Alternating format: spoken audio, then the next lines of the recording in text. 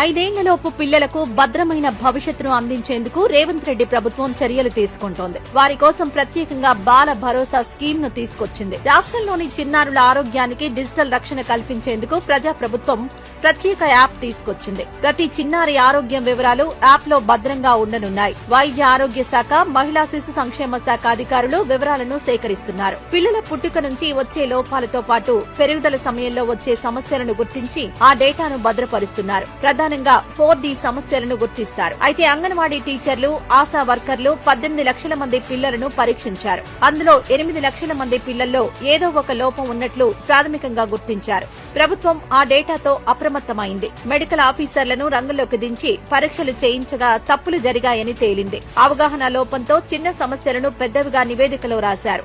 దీంతో ఈ 8 లక్షల మంది చిన్నారులను డాక్టర్లే స్వయంగా పరీక్షించనున్నారు.